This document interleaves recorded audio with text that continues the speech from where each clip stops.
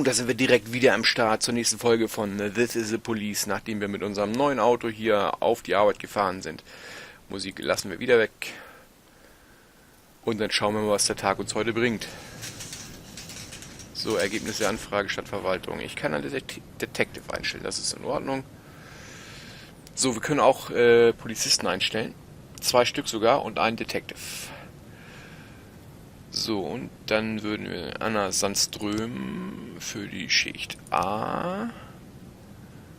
Und dann stellen wir hier Sharon Flowers für die Schicht A. Und dann würde ich sagen, nehmen wir Sven Jorgensen für die Schicht B. Und dann müssten wir eigentlich relativ gut. Polizistenjagd. Jack, während sie im Krankenhaus lagen, wurde eine Jagd auf alle Polizisten ausgerufen. Es ist, als wären alle Kriminellen der Stadt auf einmal durchgedreht. Sie treiben Polizisten in die Enge und schlagen sie einen nach dem anderen tot. Unsere Leute weigern sich mittlerweile, alleine zu Notrufen zu fahren. Wenn die Lage richtig übel ist, weigern sich sogar 2 gemeinsam. Okay. So, mein Anteil. Alles meins. So, Vandalismus im Stadtzentrum. Ein Passant hat gesehen, wie Teenager ein parkendes Auto in Brand gesteckt haben. Der Zeuge sagt, ihr könnt sie noch erwischen. Sie gehen einfach die Straße hinunter, haben es nicht mal eilig.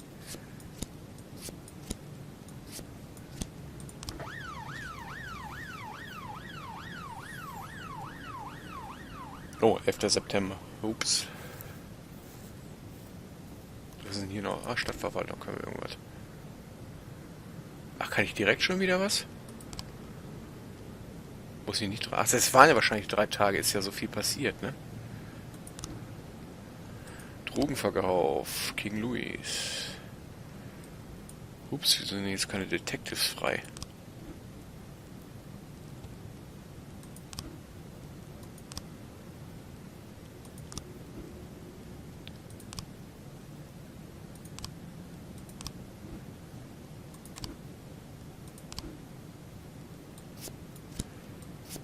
So, dass wir zumindest welche ausgesandt haben. Täter gefasst, Beamte unversehrt. Natürlich.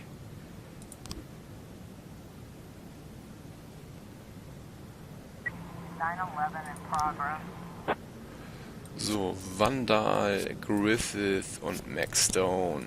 Die Regeln.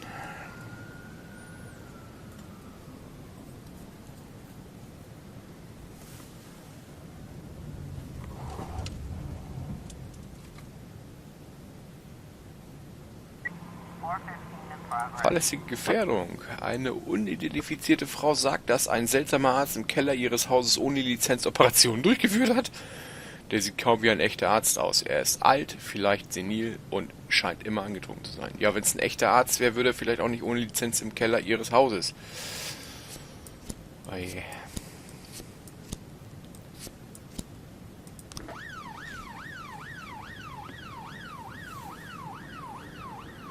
So, die Ermittlung hat begonnen, das ist in Ordnung. Wir müssen uns irgendwann unbedingt um die Fälle kümmern, die machen mir immer nicht ganz so viel Spaß, ehrlich gesagt. So, das ist richtig, unversehrt, gefasst, das passt.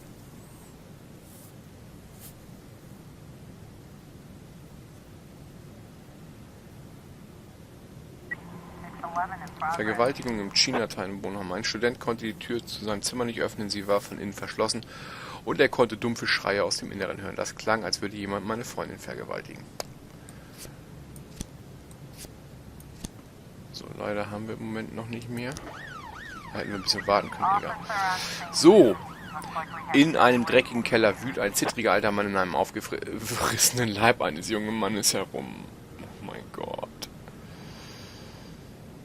Ja, ich glaube, den Rettungswagen, weiß ich jetzt auch nicht. Erst Rettungswagen oder erst befehlen? Ich glaube, er sollte sich erst entfernen, ne?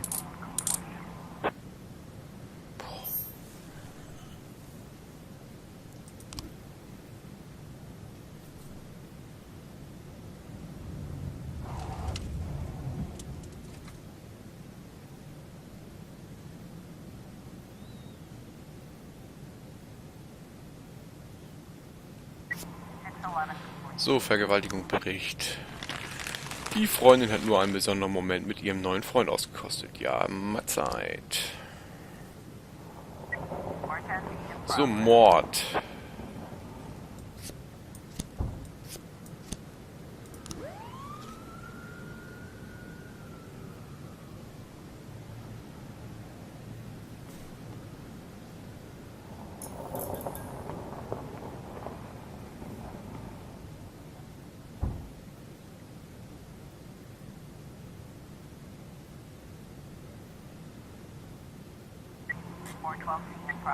Angriff mit einer offensiven Waffe.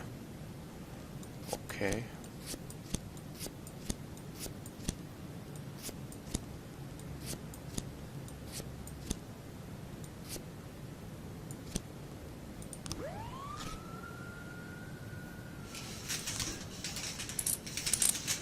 Direkt was, Beamte unversehrt. Hervorragend.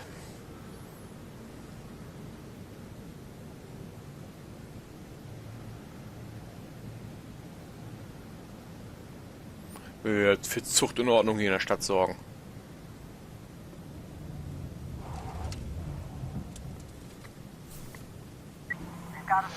Der Lieferwagen ist leer, aber der Motor ist noch warm. Die Gegend ist ruhig und unbeleuchtet.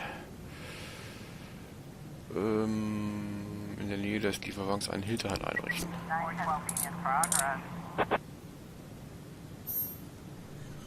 Passt. Zack. So, bewaffneter Raub. Da müssen wir mal gucken, ob wir die bis dahin vielleicht wieder welche zurückkriegen. Aber das schaffen wir nicht. Okay, müssen wir leider mit 2 erstmal hin. Ich hoffe, die werden dann Verstärkung rufen. Ja, was soll ich denn machen? Das ist kein Witz. Ich hab... Ja, toll. Danke, ihr beiden, dass jetzt die Stadt unsicherer ist.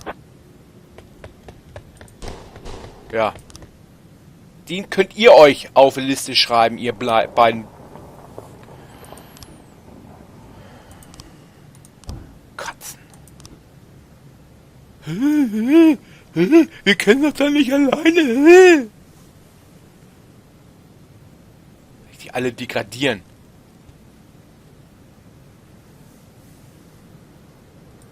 Sowas riecht mich auf, Entschuldigung. Tag beenden. Mal gucken, was jetzt wieder Blutdruck messen. Impressive recovery, Mr. Boyd. I'm still not happy about how soon you're back to work. Well, not happy as your doctor. As a resident of Freiburg, I'm immensely grateful for it. Das ist verständlich. Really? Just don't tell anyone, or they'll pull my license. Well, thank you again for coming to see me at night. Oh, well, whatever you need, Mr. Boyd. Any doctor in this town would come running any hour, day or night, you can believe me. You're not suffering from headaches. It says here that you are taking painkillers after a back injury. But the prescribed dose is enough to... Dr. Kraczynski, you trust me? And, sorry? Do you trust me? In what way, Mr. Boyd? You think I'm an honest and reasonable man, Doctor? You're joking, Mr. Boyd. Thanks to you, my wife finally agreed to buy a house here, and we've decided to have children. Thanks to you, I'm not afraid to visit my patients at night. I think you are the most honest and reasonable person in the city, Mr. Boyd. Great. You see, Dr. Kraczynski, I'm an addict. Mr. Boyd, is... Well, not a drug addict in the way you might imagine. I'm not some weak-willed junkie. Sometimes I stay clean so long that the tablets stay locked in the barn so long they go past the expiration date. But there are less pleasant stories. You know what? Let's... I once took a whole bottle right there in the barn. Passed out in my own vomit. I almost choked. I fought the convulsions, somehow managed to break 4 ribs. For 2 weeks my chest was so sore I wanted to die. But for those 2 weeks I kept swallowing pills. Couldn't stop. If you want, I could... I once took a dose right before a party at home. My wife Laura had some old friends over from college. And I didn't take that many, maybe 5 or 6 pills, but it felt like I'd taken a few hundred. I passed out while I was carrying a tray of drinks. On the way down, I knocked over a set of Laura's scented candles. The house almost burned down. The repairs took a good chunk from our savings. Mr. Boyd, if you'll allow me, I just... As you can see, Doctor, I'm well aware of the seriousness of the situation and the possible consequences. But sometimes I need the pills. I don't use the word lightly. Sometimes I've got to work on cases with more energy than I've got. I can't do it without 'em. And I know you want me doing my job. So tomorrow I want you to come here and bring me some tablets. Lots of tablets. 10 bottles. No, better 15. Yeah, 15 bottles. The next 3 months are going to be extremely difficult, Doc. I would like to discuss your... You'll bring the pills, Doctor? Yes, Mr. Boyd. Yes. Richtig so. Very good. Look, I don't want to trouble you any further. I bet your family doesn't like you running away with me at night. I'd bet they'd rather I was still in that coma.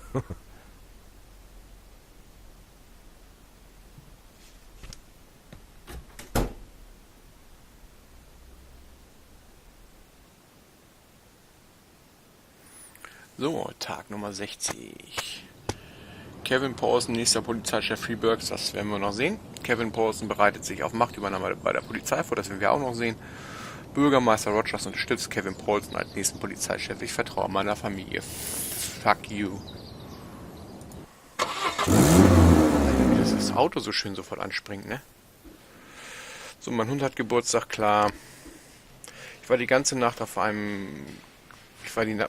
wach, um einen spannenden Krimi namens Die letzte Versuchung Neptuns zu lesen. Bla bla bla. Gibt's doch wohl nicht.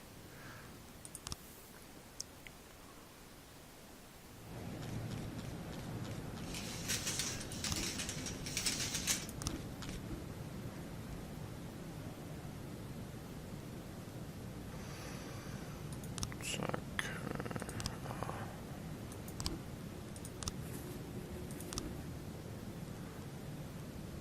So, mehr, jetzt muss ich glaube ich wieder warten, ne? Ja, 4 Tage.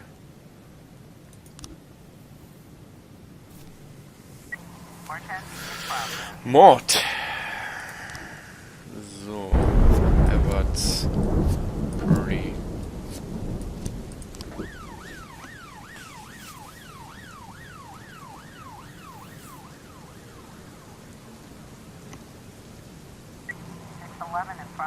Vergewaltigung im Wohngebiet. Hilfe, ich werde vergewaltigt. Dann habe ich etwas von Bleichmittel und anschließend viel Musiker. Okay.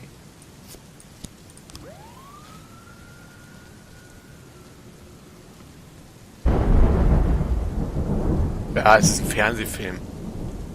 Eine Werbung oder so.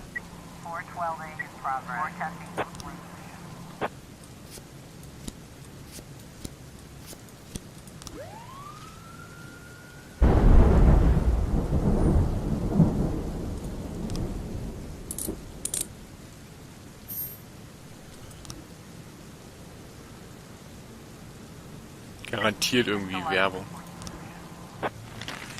Falscher Alarm. Neuen Fernseher, war klar. Müsste man eigentlich auch mal in Rechnung stellen, sowas. Ich meine, das ist ja nett, die Leute sollen ja aufpassen, aber dafür ist der Dienst gerade nicht so hoch.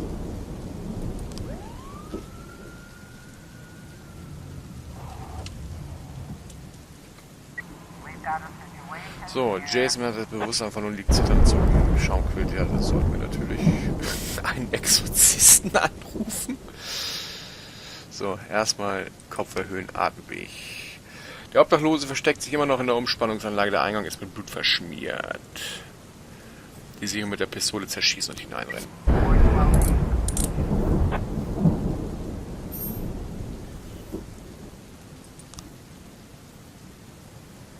Wir gucken, dass wir Vogels hier mal ein bisschen hochkriegen, ne?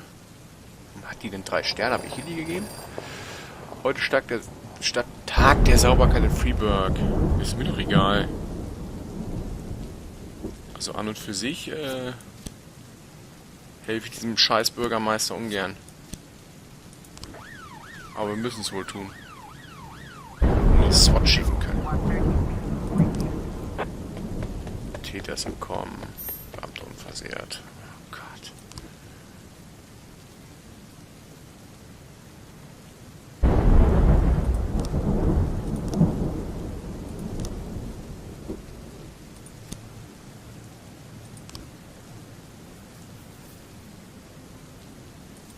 Wo geht's mal auf die Polizeischule schicken?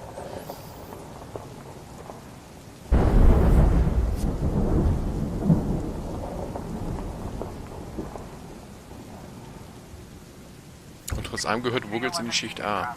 Nochmal. Puh.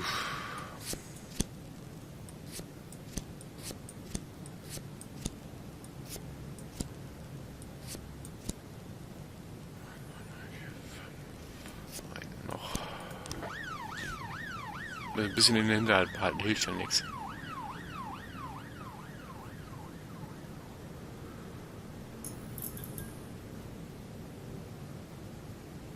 Dann rufen sie wahrscheinlich eh wieder nach Verstärkung.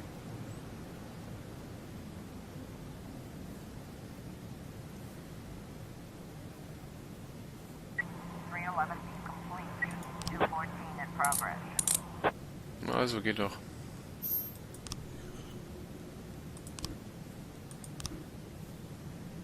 Die exotische Tänzerin Marisa Gomez hat sich über einen seltsamen Mann in einem Regenmantel beschwert. Einer unserer Räume ist von der Straße aus einsehbar. Das ist gedacht, um Kunden hereinzulocken. Kunden, keine Spanner.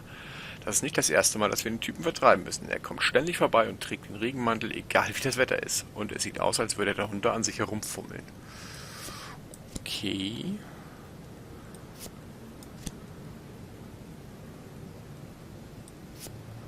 Gilbert, um das Ganze mal abzusichern.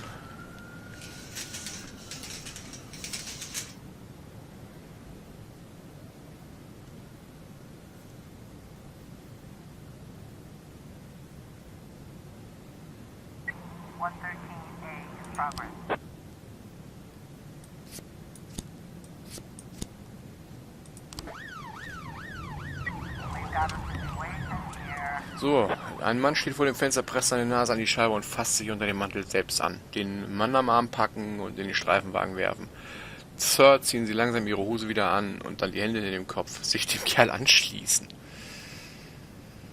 In den Streifenwagen werfen.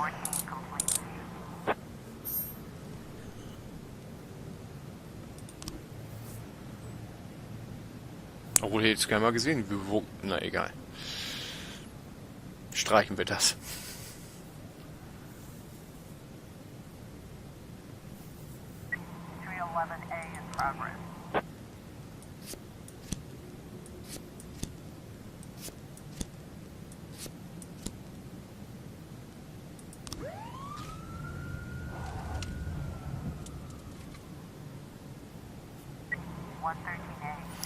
So, Fahrerflucht. Keine neuen Ansichten, alles klar. Raub, keine neuen Ansichten, alles klar. Versuchter Autodiebstahl. Niemand hat versucht, ein Auto zu stehlen. Die Alarmanlage des Wagens ist zu empfindlich eingestellt und geht bei dem geringsten Geräusch los. Hervorragend.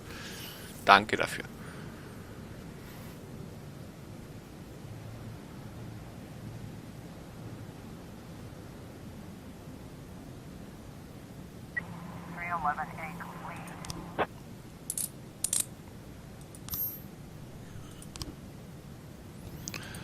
So, wir beenden den Tag. So, zu Bucky.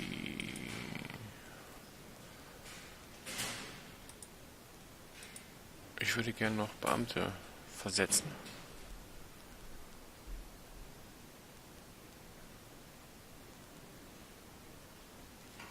Also das ist die Schicht B. In der Schicht B sind noch definitiv zu viele Leute. Ah, das kann ich wohl erst morgen machen. Dann müssen wir nochmal was austauschen. Oh, mal gucken, was jetzt passiert. Mr. Boyd, I'm going home. Do you need anything? Oh, no, don't go. I need to talk to you. I won't keep you long. I just need to make one phone call and I'll be right out, okay? Of course, Mr. Boyd.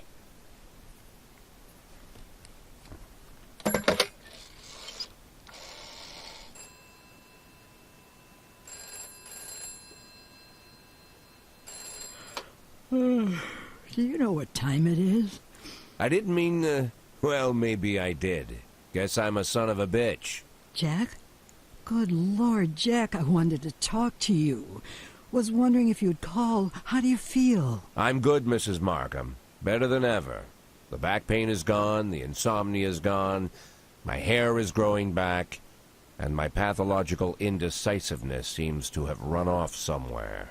Jack, if you think I had anything to do with that... I'll waste no more time trying to think, Mrs. Markham. Every second counts. There's a lot to do. And one of those things is finding Laura. Jack, your tone is scaring me. Good. Turns out I have a knack for that. Scaring people. So, Mrs. Markham, I'm gonna look for my wife, and if you somehow get in my way, I'll send a special squad to your house. First they'll throw your dog in the fire, then they'll arrest you for prostitution. What? What the prostitution? Sometimes it's necessary to invent charges. It's not like I can arrest you for being an unbearable bitch. Okay. Emma, I need a detective. Oh, of course, Mr. Boyd. What shift? No, not one of ours. A private detective. Oh. I know that when your father stole your mother's jewelry and left her, you hired a private investigator. You didn't go to the police. You know, Mr. Boyd, it was a family problem, and we felt that it would... I understand perfectly, Emma. You don't need to explain anything. I'm in a similar situation. As you might have heard, my wife left the house. She's missing, you could say. I'm not sure what you're... I know you've heard all about it. I want her found, but I don't want the department involved. Same reason you didn't. So I decided to hire your private detective. Think you can arrange it? Oh, of course, Mr. Boyd. I'll call him and arrange everything. And don't worry, he'll keep it a secret. Fine. What do you need from me? Well, just gather all the information that might be useful and put it in an envelope, bring it to me, and I'll take it to him. Good. Okay, take the day off tomorrow and get a good night's sleep. The day after tomorrow, I'll have that envelope for you.